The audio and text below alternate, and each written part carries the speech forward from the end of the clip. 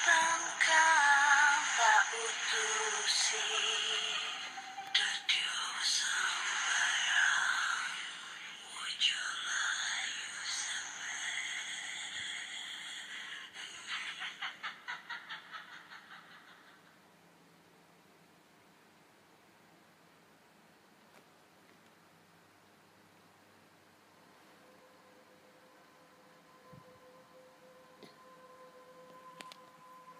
Assalamualaikum warahmatullahi wabarakatuh. Selamat datang di podcast kisah horor.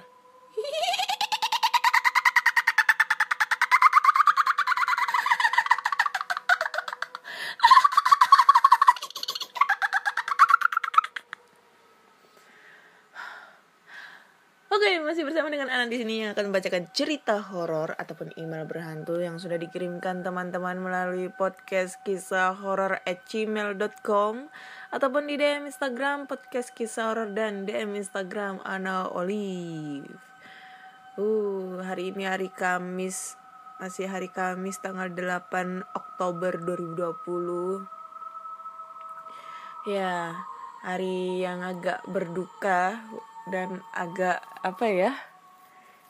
karena tepat di tanggal 8 Oktober ini seluruh Indonesia, para ikatan mahasiswa dan buruh nasional melakukan demonstrasi di setiap daerah masing-masing, di setiap kota masing-masing yang tujuannya ke gedung DPR ya, termasuk di Surabaya ini karena menolak tentang rancangan undang-undang yang sekarang udah menjadi undang-undang Omnibus Law ya.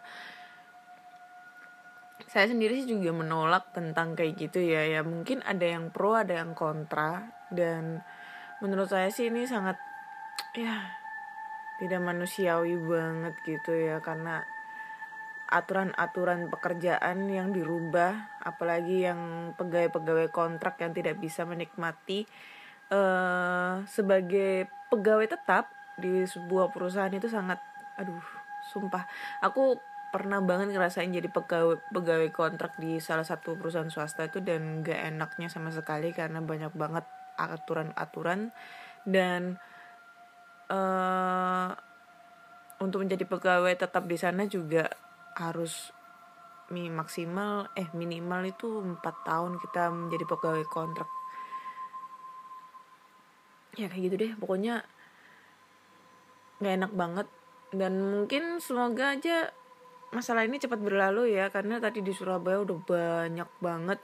Aku tadi pas waktu berangkat ke sekolah ngajar, macet di mana-mana, gak bisa jalan, udah keblok semua daerahnya, apalagi menuju ke daerah balai kota ataupun mungkin di gedung DPRD ya.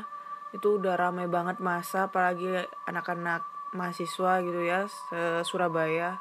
Ya ampun, coba kalau aku masih jadi mahasiswa aku ikutan demo. Siapa tahu ketemu jodohku di sana. Gitu deh.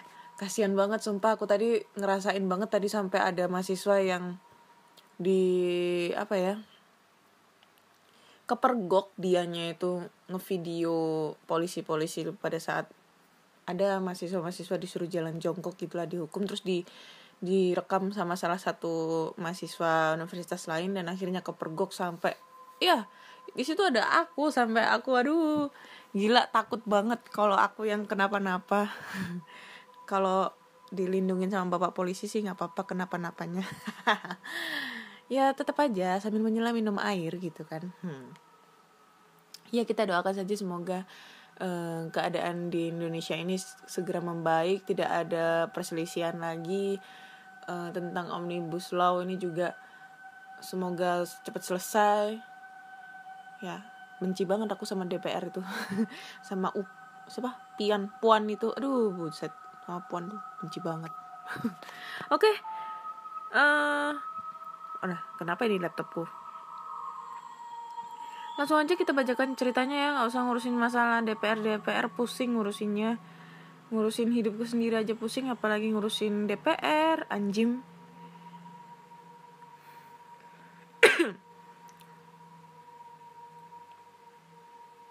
Oke, langsung aja kita bacakan ceritanya. Yang cerita pertama datang dari email ya. Datang dari email. Oke. Datangnya dari Rizky Akbar. Langsung aja. Assalamualaikum Kak Ana. Waalaikumsalam. Saya Rizky. Dan halo pendengar setia podcast horor Kak Ana. Halo juga. Maaf sebelumnya, minta maaf kalau ada kata yang berbelit. Saya ingin bercerita tentang pengalaman saya waktu di pondok pesantren. Sekarang saya tidak di pondok pesantren. Karena penyakit COVID-19 jadi pulang ke rumah. Oke, lanjut saja ke ceritanya ya. Waktu saya di pondok pesantren, saya sedang melaksanakan mabit di masjid. Waktu saya tidur setelah beberapa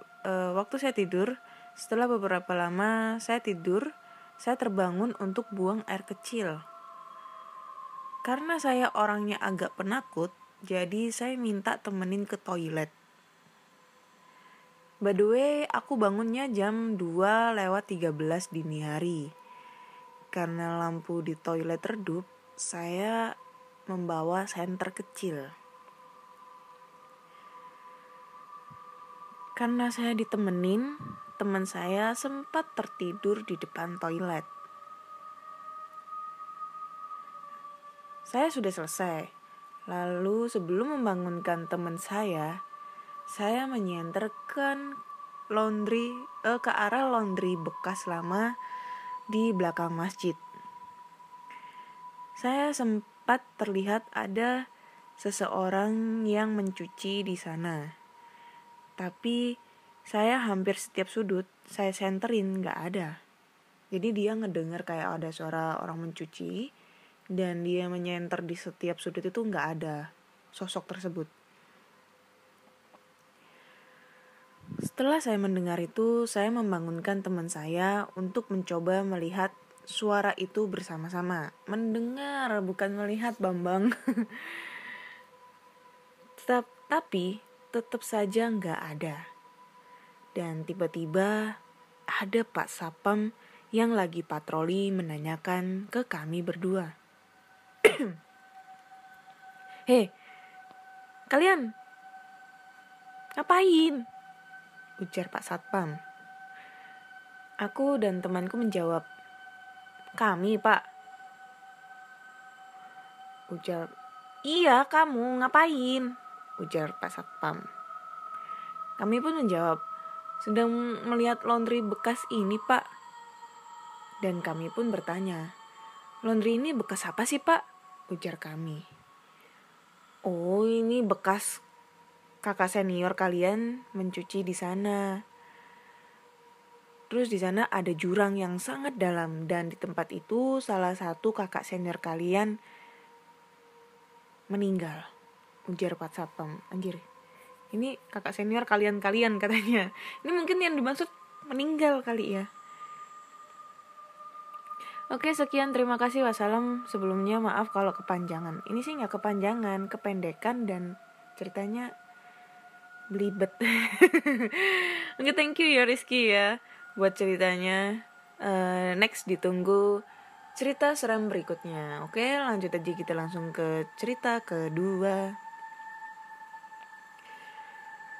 Oke, cerita kedua datang dari Evi Nalsha. Langsung aja kita bacakan. Hai Kak Ana, halo juga. Kali ini aku ingin menceritakan kisah hororku yang lain. Ini pengalamanku saat masih kecil. Dulu, aku tidur di kamar sendirian. Dan aku suka tidur dengan keadaan seluruh tubuhku tertutup selimut. Dari kaki sampai ke kepala. Dalam keadaan setengah sadar atau hampir tertidur, aku melihat dari balik selimut seperti ada api unggun besar yang bergerak mendekatiku.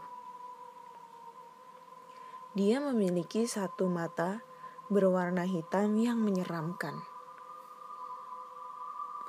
Aku terkejut. Segera aku membuka selimut dan melihat sekitar. Tetapi ternyata tidak ada apapun di sana. Kututup kembali selimut dan bayangan itu kembali terlihat. Kini ia berusaha seperti ingin mencekikku. Aku panik dan langsung berteriak sangat kencang. Tak lama kemudian orang tuaku datang dan bertanya, "Ada apa, Vi?" Aku jawab, "Tadi aku melihat ada makhluk seperti api yang bermata satu ingin mencekikku." Orang tuaku berkata, Tidak ada apa-apa di sini. Kamu mungkin sedang mengigau." Tapi aku merasa itu seperti sangat nyata dan terlihat sangat jelas. Bulu kudukku berdiri dan keringat dingin membasahi tubuhku. Orang tuaku khawatir melihat keadaanku, dan mereka langsung mengecek suhu tubuhku. Ternyata aku demam. Padahal sebelumnya aku baik-baik saja. Dan suhu tubuhku normal. Orang tuaku menyuruhku untuk kembali tidur dan mereka akan menemaniku. Dengan harapan, bila terjadi sesuatu, ada kedua orang tuaku yang bisa membantu. Aku mencoba untuk tidur, tetapi tidak bisa karena bayangan tadi masih menghantuiku. Aku tidak berani untuk tidur dengan menutup selimut lagi dan berusaha tidur sebisa mungkin. Setelah beberapa jam kemudian, akhirnya aku tertidur karena lelah. Sekian ceritaku Kak Ana. Semoga lain kali aku bisa menceritakan pengalamanku yang lain. Dan semoga Kak Ana selalu diberikan kesehatan. Terima kasih. Terima kasih juga Kak Evi. Semoga Kak Evi juga diberi kesehatan selalu. Makhluk bola kayak api unggun ya. Seperti ada api unggun yang bergerak mendekatiku.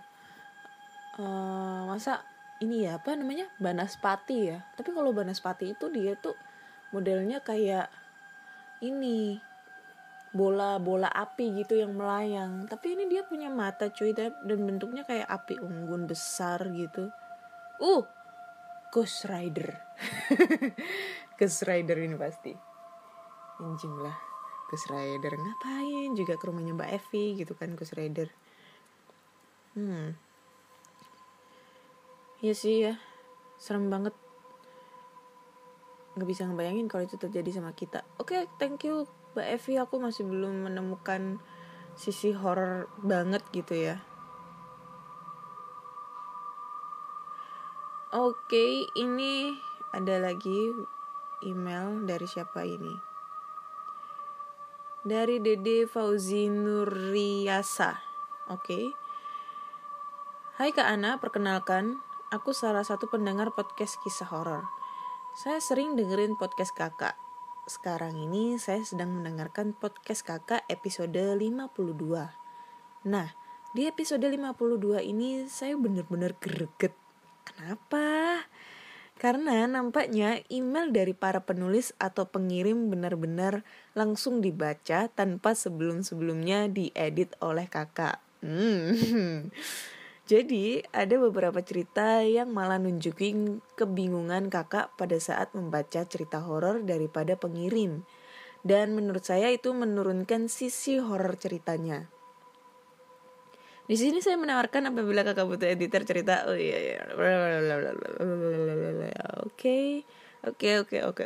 Oke. Thank you Mas Dede Fauzi Nuriasa ya. Sebelumnya aku mau menjelaskan dulu ya. Kenapa saya tidak pernah menyaring atau mungkin mengedit cerita-cerita dari pendengar yang sekiranya mungkin peletakan tanda baca yang membingungkan atau mungkin kata-katanya yang membingungkan itu nggak saya edit tapi langsung saya baca. Ya ini jadi salah satu alasan aku ya. Karena jujur, yang pertama kalau aku sudah baca lagi, aku nggak bisa menemukan klimaks horornya itu udah.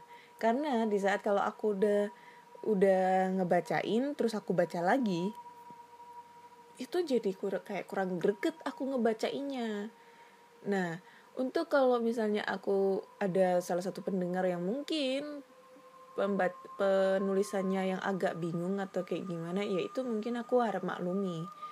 Tapi ya kembali lagi ke kalian semua. Menurut kalian kayak gimana nih? Aku harus mengedit dulu dari cerita-cerita pendengar ataupun mungkin langsung dibaca aja supaya aku ada sisi horornya, jadi dapat gitu loh ngebacainnya. Kalau emang bener-bener ini ceritanya bagus banget kayak gitu. Kembali lagi ke kalian. Tapi aku tuh bukannya aku nggak mau menerima tawaran dari Mas Dede ya, tapi aku nggak bisa ngebayarnya nanti Mas Dede. Aku nggak bisa ngebayarin Mas Dede gitu kalau aku minta tolong Mas Dede supaya untuk menyaring cerita-cerita horor di podcast kisah horor kayak gitu. Dan Mas Dede ini di Bandung, jauh banget. Saya di Surabaya, Mas Dede di Bandung. Coba deh kalau Mas Dede di Surabaya, mungkin kita bisa kolaps banget bareng gitu ya. Kolaps, emang sekarat gitu collab ya, kolaborasi, udah itu aja lah. Oke, thank you ya Mas Dede ya buat tawarannya. Nanti aku bales emailnya. Oke. Next, 2 cerita masih kurang greget. Oke, langsung aja kita beralih ke DM Instagram. Kemarin ada yang ngirim cerita ke DM Instagram ya, bentar.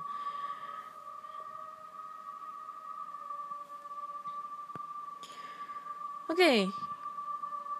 Panjang.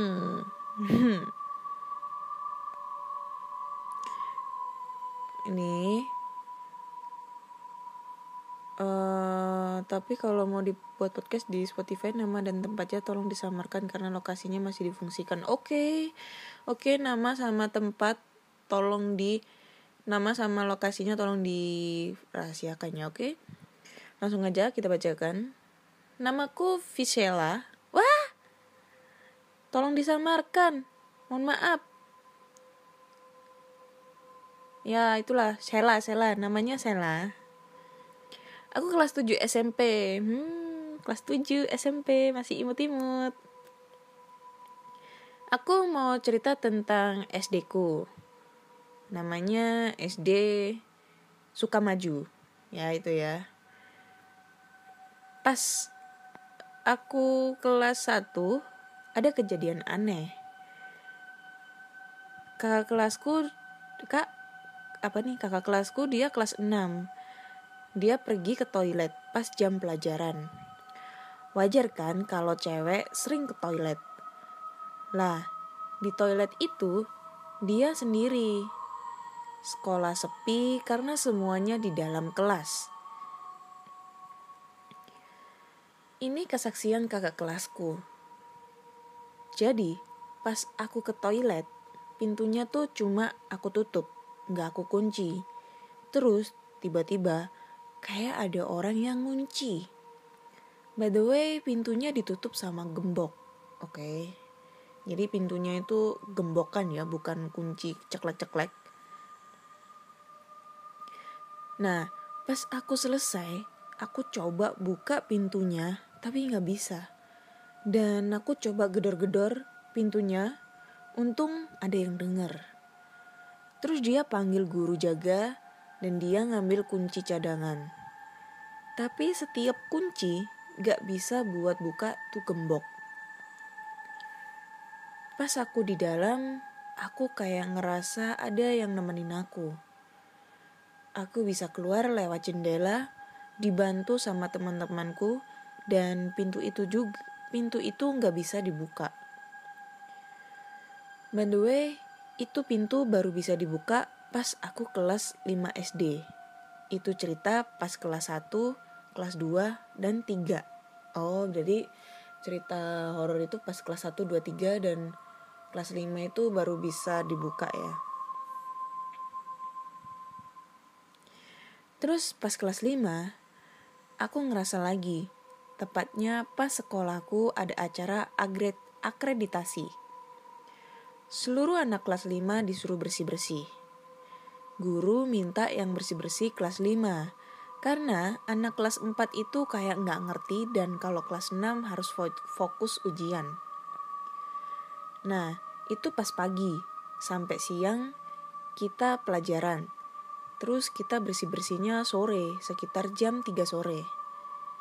Di sini ada kejadian yang aneh. Pas aku disuruh ambil sapu di kelas belakang, kelas itu tepat di samping toilet. Aku cuma berdua sama temanku, namanya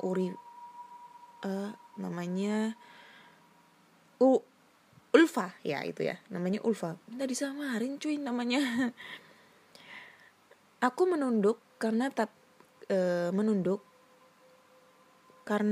tapi sepatuku lepas. Aku ngelihat di antara kaki bangku dan meja. Oke. Maklum ya, ini kelas 7 SMP ya. Jadi aku menunduk karena tali sepatuku lepas gitu ya. Pas aku mau nali, aku ngelihat di antara kaki bangku dan meja, aku ngelihat ada kaki yang bener-bener gak nyentuh tanah alias melayang.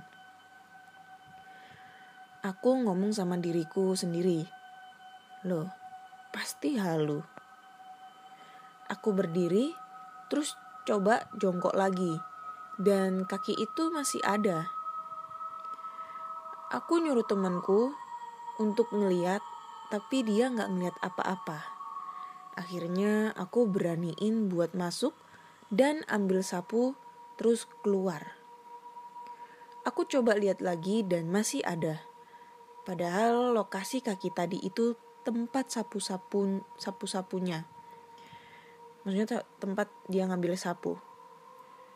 Tapi pas kita kesana gak ada kaki sama sekali.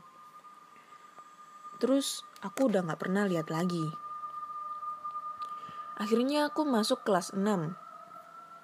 Pas kelas 6 ini banyak banget kejadiannya. Yang pertama, aku dan 2 temanku, Lilis dan Jihan. Anjir lah, nyamarin tapi aku bacain. Ya itulah namanya ya. Disuruh buat bersihin ruang IPA, olahraga, dan pramuka. Aku ditugaskan di ruang IPA, J di ruang olahraga, dan L di ruang pramuka. By the way, 3 ruang itu ada di satu kelas, tapi disekat sama papan kayu, oke? Pas aku bersih-bersih dan hampir selesai, aku ngeliat botol kaca, botol yang biasa dibuat praktek kimia, jatuh dan pecah. Padahal aku gak nyenggol dan gak pegang. Si J sama L bilang, "Loh, ngapain sih?" Pas ditanya itu aku masih diam. Terus lama-lama pecahan botol kaca itu ada darah yang mengalir. Aku ambil, terus aku kasih tunjuk ke si J dan L. Mereka bilang, "Lo gila apa nyayat tangan lo sendiri?" Aku jawab, "Gue gak nyayat tangan gue. Lo lihat aja tangan gue gak ada besak sayat gak?" Itu dah pokoknya. Bekas sayat gak? Maksudnya kok besak? Bekas sayat gak? Mereka pun ngelihat tanganku, terus si J bilang, "Udah, lo buang aja daripada kita debat, terus kita takut dan gak selesai-selesai bersihnya." Terus kita kembali ke ruangan masing-masing. Aku bersihin pecahan kaca itu. Pas aku sapu dan aku taruh di cukrak, banyak banget darah di kaca itu. Aku panggil temanku lagi dan mereka bilang, "Lo buang aja, biar kita gak kepikiran." Akhirnya aku buang. Terus pas sudah selesai, kita istirahat di kursi yang ada di sana. Kita duduk bareng dan aku duduk tepat di depan jalan masuk ke ruang pramuka. Di situ aku benar-benar ngeliat tongkat pramuka itu berdiri terus jatuh. Otomatis ada suaranya kan? Padahal si L yang bersih-bersih di sana udah di luar sama aku. Aku tanya sama dia, "Lo udah nali tongkat? Pramuka kan?" Dia jawab, "Udah kok." Terus si J bilang, "Terus itu tadi suara apa?" Aku bilang sama dia, "Lo cek lagi deh buat ngepastiin." Yang bener aja, tongkat itu tergeletak di lantai.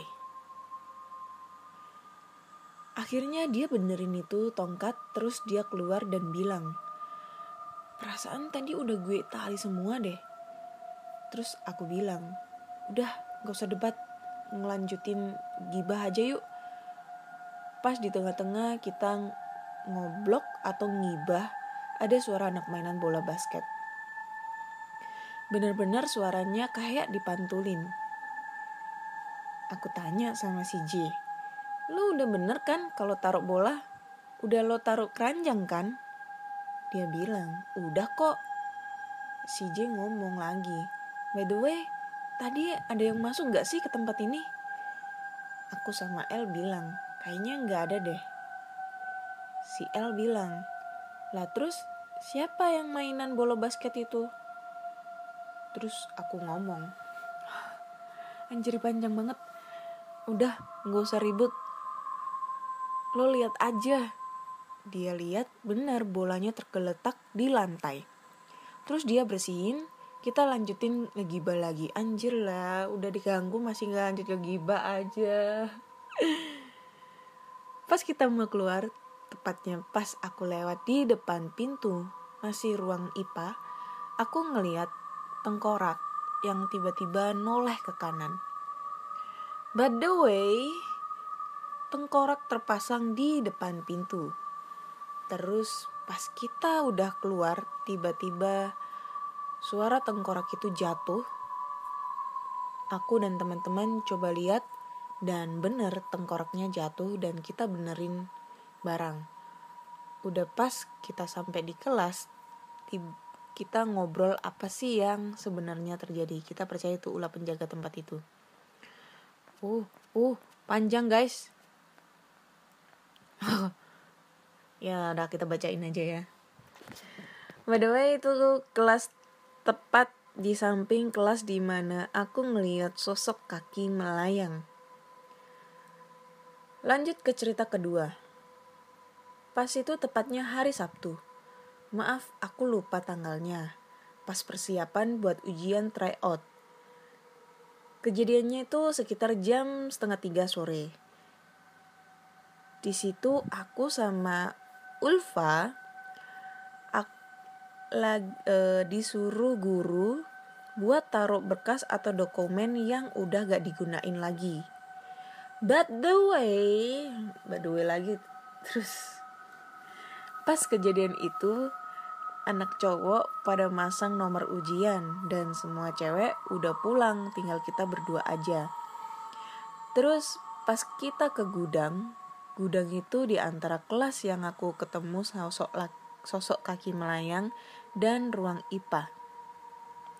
Jadi kesimpulannya, ruang IPA sampingnya gudang dan sampingnya lagi kelas di mana aku nemuin sosok kaki melayang. Lanjut, pas kita buka gembok pintu itu, kita dengar suara cewek lagi nangis. Padahal di sana cuma ada 2 cewek. Kita abaikan suara itu. Terus pas kita taruh berkas atau dokumen, kita dengar suara cewek ketawa. Kita berdua lari dan lupa belum ngunci gudangnya lagi. Akhirnya kita balik dan kunci.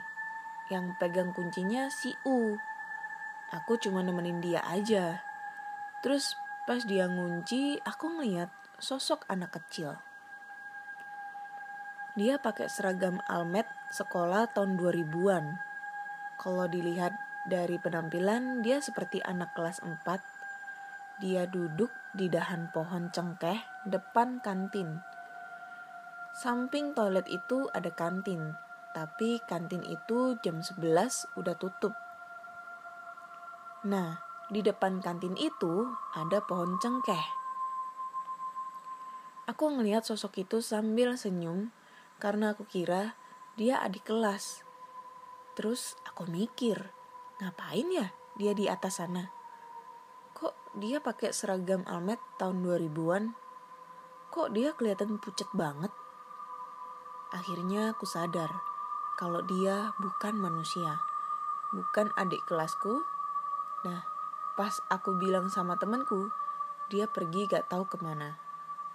Semenjak itu aku gak pernah ngeliat dia lagi, dan berhubung ada pandemi COVID-19, jadi aku udah gak pernah ke sekolah lagi sampai saat ini. Terima kasih buat podcast kisah horor mau dengerin kisahku. Oke, thank you Sheila buat ceritanya ya. By the way, ini ceritanya panjang banget. Banyak banget sih by the way-nya. Tapi lumayan lah ini, sekelas anak kelas 1 SMP itu untuk penulisannya agak lumayan rapi ya. Nggak membingungkan. Tapi ya itu tadilah, kurang serem ya. Oke, udah 3 cerita nih yang aku udah bacain. Gimana nih? Lanjut apa enggak? Lanjut. Anjing, suara kuntilanak yang bilang. Oh, bukan, suara tuyul. Lanjut. Kuntilanak baru ngomong lanjut anjing lah. Aku agak sedikit gila ya hari ini ya. Aduh, kecapean mungkin. Oke, lanjut kita ke cerita terakhir ya. Cerita keempat.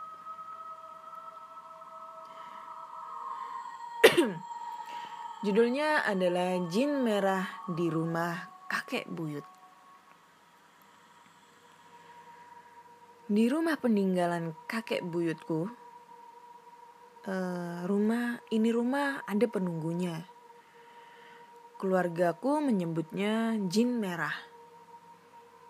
Ini jin udah nunggu rumah lama banget dari dulu. Katanya sih dari sebelum ada rumah. Dari zaman Belanda kali ya. Pertama kali ketahuan ada ini jin pas zaman bokapku masih kecil. Jadi pas itu seisi rumah dijailin sama makhluk halus. Kakek buyutku akhirnya manggil kiai. Ternyata di rumah ada 2 jin. Nah, sama si kiai itu jinnya disuruh keluar dari rumah. Jin yang pertama nolak karena dia yang udah nunggu ini tempat dari zaman kakek buyut gua belum bangun rumah. Jin ini yang kita sebut Jin Merah. Nah, jin yang satu lagi ternyata jin yang suka iseng sama penghuni rumah. Dia ternyata temennya Jin Merah yang lagi mampir. Anjing lah, main coy. Tetangga. Tapi awalnya dia juga nolak buat pergi. Akhirnya dipaksa deh. Ama kiai itu jin dimasukkan ke kotak korek. Itu jin disuruh dibuang di pohon jamblang deket pertigaan jalan deket rumahku. Jin Merah akhirnya dibiarin tetap ada di rumah. Dan dia bilang gak akan ganggu penghuni rumah. Nah, keluargaku yang pertama kali lihat ini jin tuh nyokap. Jadi, pas baru nikah sama bokapku, nyokap gua yang aslinya orang Betawi diajak tinggal di rumah ini. Karena bokap dapat kerja di PLN Cirebon. Pas itu abis maghrib, nyokap gue lagi duduk-duduk di dalam kamar sama bokap gue. Nah, pas itu ada tetangga maksudnya ya, tenaga dalam. Tetangga yang nyuruh nyokap gue ngeliat keluar pintu kamar. Di situ dia lihat kakek-kakek tinggi besar, kulitnya putih, matanya merah, rambut, jenggot, kumisnya juga merah. Kata nyokap, rambutnya sebahu. Nah, ini jin punya ciri khas. Jadi, setiap orang baru yang ada di rumah, ya gak semua sih ya, bakal diganggu sama dia. Bisa dibilang kenalan nih korban-korbannya yang gua tahu. Om gua atau adik nyokap waktu pertama kali datang ke rumah, dilempar ke arah pintu pas lagi tidur, anjing. Gila nih. Yang kedua, bakal calon suami adik sepupu bokap gua. Dikerjain pas lagi tidur. Semua pintu dari pintu depan lurus ke pintu belakang terbuka secara berturut-turut. Rumah gua dari pintu depan ke belakang lurus banget, ada 4 pintu. Ditambah pintu kamar dia. Jadi awalnya pintu kamar dia kebuka sendiri nih. Bunyinya keras. Brak! Terus berturut-turut pintu depan sampai belakang kebuka hampir bersamaan. Lalu yang ketiga, pas gue pindah ke rumah baru, itu rumah lama pernah dihuni sama adik sepupu bokap gue berturut-turut. Termasuk yang suaminya waktu itu pernah diganggu pakai pintu. Nah, yang pertama om gue namanya Iwan. Dia awalnya tinggal sama ibunya. Tapi pas keluarga gue pindah, rumah itu dia yang tempatin. Dia bawa istri sama 1 anaknya, masih berusia 4 tahun. Jadi, waktu itu istrinya lagi mandiin anaknya. Terus anaknya bilang kayak gini, "Ibu, kok kakek-kakek itu ngeliatin mulu sih?" Ibunya nanya, "Kakek-kakek yang mana?" "Yang itu," anaknya sambil nunjuk ke belakang ibunya. Ibunya nengok, tapi gak ngelihat apa-apa. Terus anaknya bilang, "Ibu takut, rambutnya merah, kumis sama jenggotnya juga merah." Dengar itu si ibu langsung ingat cerita nyokap gua. Si ibu itu langsung cepet mandiin anaknya terus kabur deh. Nah, yang terakhir, yang keempat, gangguan yang keempat ini dialamin sama anaknya dan adik sepupu bokap gua yang selanjutnya ninggalin rumah itu. Sama kejadiannya sama cerita sebelumnya. Cuma kali ini di kamar, anaknya bilang ada kakek-kakek tua yang semua rambut di tubuhnya warna merah. Ibunya yang denger itu langsung deh keluar rumah dan gak mau masuk rumah lagi sampai suaminya pulang kerja. Oke, ceritanya udah abis ya, udah 4 cerita yang udah aku bacain. Menurut kalian yang anjir lah. Cerita pertama, kedua, ketiga, dan keempat menurut kalian yang serem cerita yang mana ya? Kalau aku, menurutku, belum menemukan sisi seram dan nggak sampai merinding disco amat gitu ya punggung aku, nggak kayak yang cerita-cerita sebelumnya ya, cerita gunung itu, sumpah. Cerita gunung yang Merapi, habis itu cerita yang Mas GG itu udah mewakilkan kemerindinganku. Kalau yang episode kali ini ceritanya agak kurang greget menurutku ya. Oke, thank you ya udah mau ngedengerin cerita di podcast kisah horor kali ini. So, jika kalian punya cerita horor dari pengalaman sendiri, kakek, nenek, ayah, ibu, kakak, adik, tetangga, temen, saudara, pacar, atau TTM, HTS, siapapun itu. Kalian bisa langsung aja kirim cerita kalian ke podcastkisahhoror@gmail.com, podcastkisahhoror@gmail.com, ataupun di DM Instagram podcast kisah horor dan DM Instagram Ana Olive. Dan podcast kisah horor sudah bisa didengarkan di Spotify, Google Podcast, Apple Podcast, ataupun di Anchor. Jangan lupa klik tombol follow agar kalian selalu update tentang cerita-cerita horor terbaru. Dan kali ini aku tuh seneng banget karena podcast kisah horor ini udah mencapai 2000 followers, 2000 lebih followers di Spotify. Seneng banget. Dan ada pengumuman nih.